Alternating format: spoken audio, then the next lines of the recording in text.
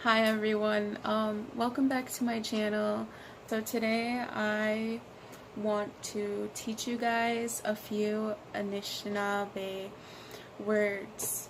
Anishinaabe means the first people. It's for the Ojibwe. Ojibwe is a Native American tribe.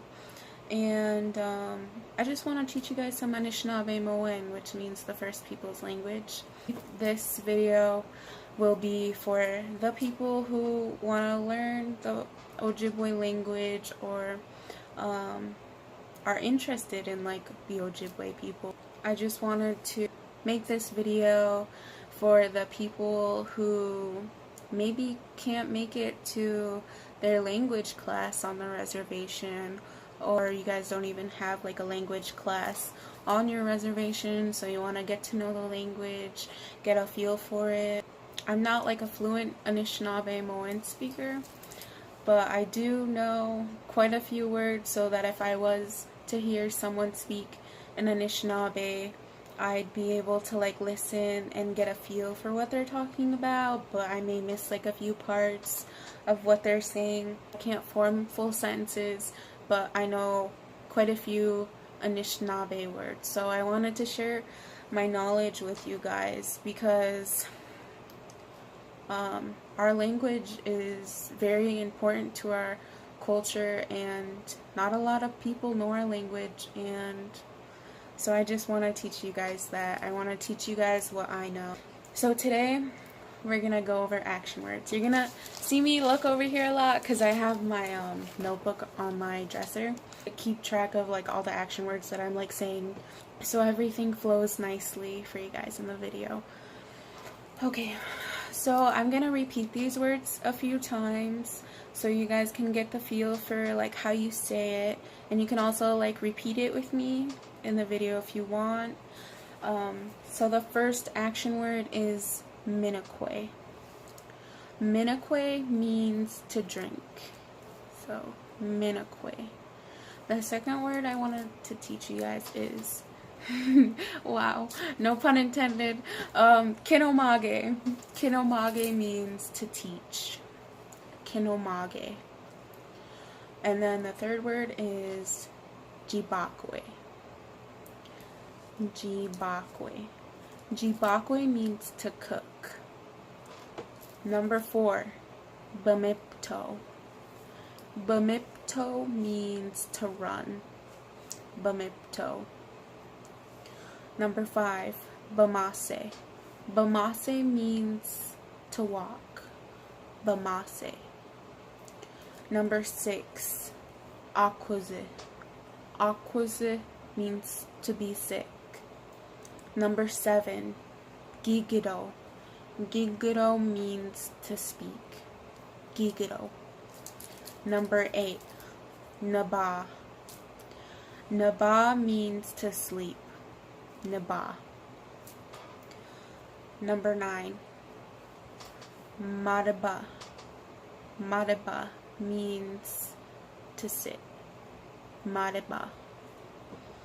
Number 10, bigizo. Bigizo means to swim. Number 11, giindaason. Giindaason means to count. Giindaason. Number 12, zhibiigen. Zhibiigen means to write. Zhibiigen. Number 13, zhoshkwade. Zhoshkwade means to skate. Zhoshkwade. Number 14 is maandwen. Maandwen means to climb. Maandwen. Number 15, gizinji. Gizinji means to wash hands. Gizinji. Number 16, niimin. Niimin means to dance. Niimin. Number 17, bikwezhiganken. Bikwezhiganken means to make bread. Bikwezhigan means bread, and they added the word K at the end, which means that you're making something. So when you add those two words together, bikwezhiganken, that means that you're making bread, so it's to make bread. Bikwezhiganken. And then number 18 is biinchige. Biinchige means to clean. Biinchige. Number 19, boodwen. Boodwen means to make a fire. Boodwen. Number 20, gishkigwaason. Gishkigwaason, which means to sew. Gishkigwaason. Number 21, nagamo. This word just reminds me of high school when I took anishinaabemowin 1 and 2 with my cousin. We just make small short sentences with the word nagamo, and then I don't know, it was just like a fun memory. And then nagamo means to sing. Nagamo. Nagamo. Number 22, mawe. Mawe. Mawe means to cry. Mawe. Number 23 is binimoon. Binimoon means to pass it. So, like pass something to someone. Binimoon, to pass. Now, what I also wanted to teach you in this video is there's something you can do with these action words to make them into like a command. Like if you wanted to talk or say something to someone, like maybe your kid or something, and you wanted to like tell them something in the language, as in like do it now kind of thing, you can add the word N to the end of the word. So for to drink, which is minikwen, I could be like minikwen, minikwen, which means drink, like drink it now, drink. So that's what happens when you add the N to the end of these action words. So if I say minikwen, to drink, minikwen, drink, drink it now. And I'll give you another example.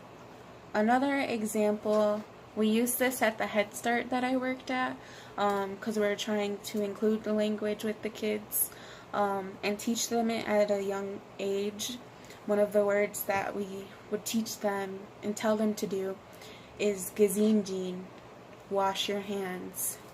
So we'd say that before breakfast and before lunch. We'd be like, line up and bzindin, line up and wash your hands. But when you add the N to the end of it, bzindin, that means wash your hands now. Wash your hands. Like you need to do it at this moment. You can add an N to the end of all of these. All of these action words that I have listed before this, you can add an N to the end of it and it will become a command.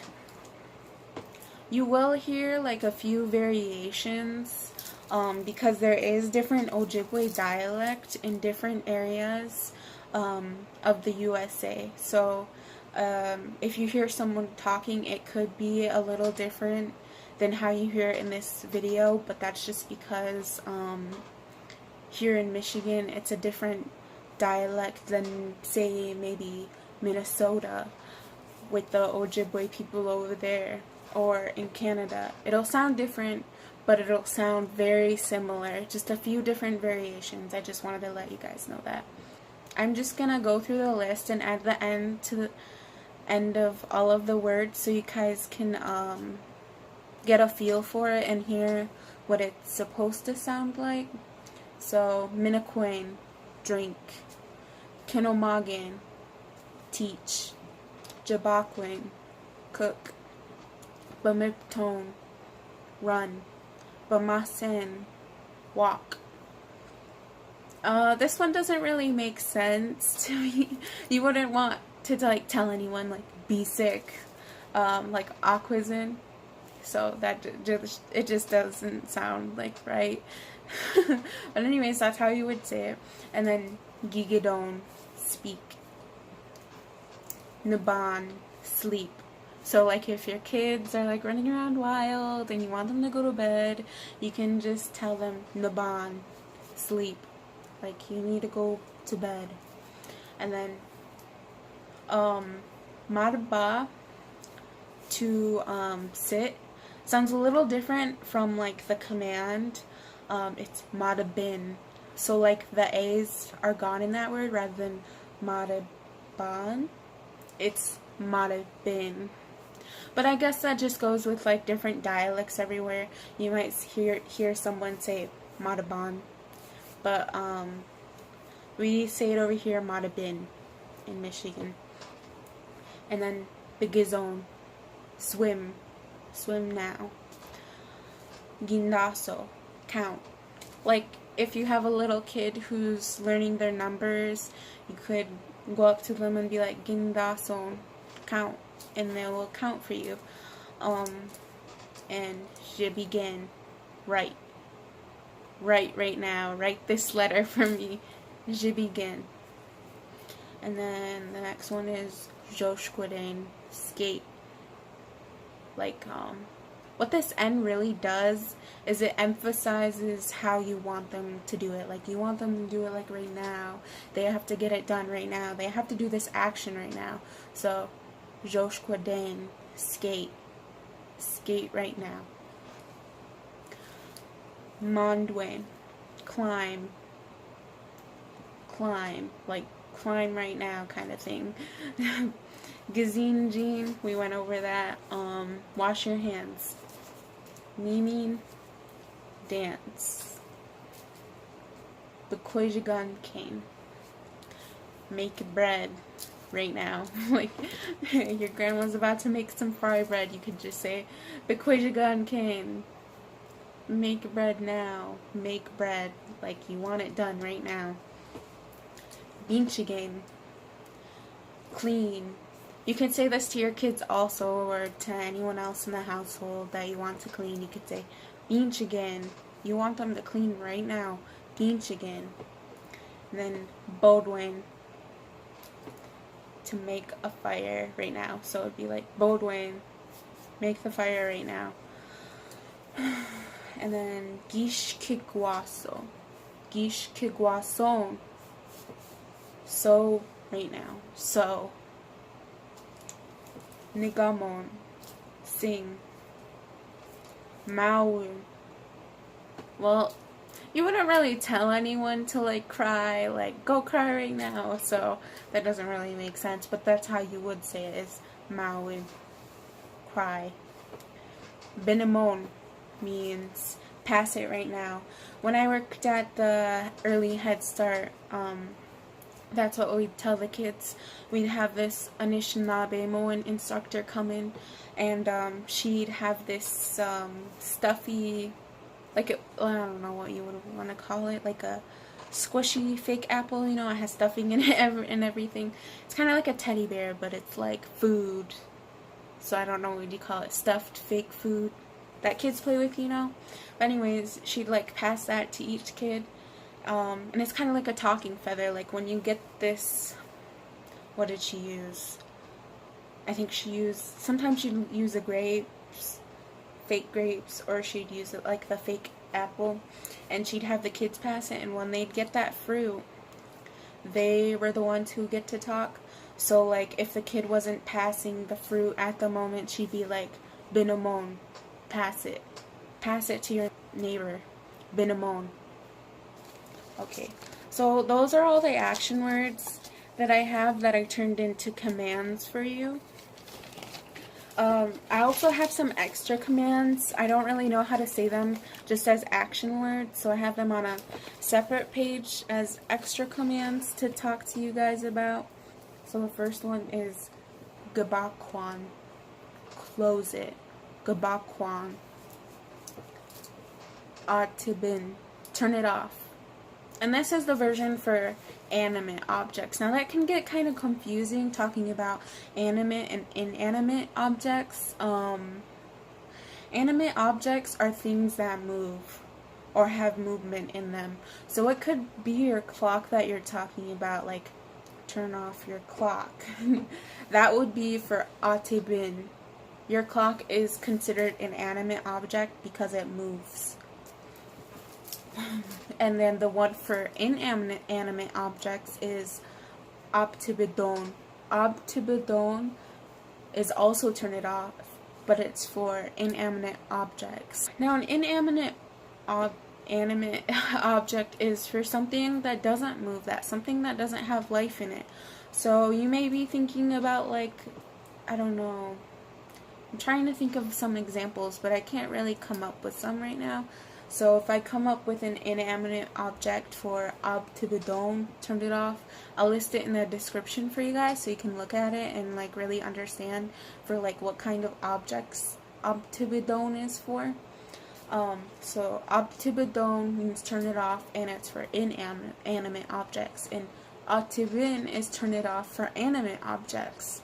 The next command that I have listed for you guys is bzingwaabik. Bzingwaabik means close your eyes.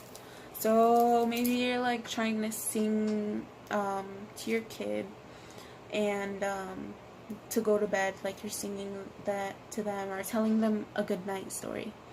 So you could tell them bzingwaabik to close their eyes so you can get them to fall asleep. Bzingwaabik. And then one of these ones, this command I use a lot with like my siblings because they talk a lot, like all of the time. They're always talking. So I always tell them baakaayanh. Baakaayanh means be quiet. Baakaayanh.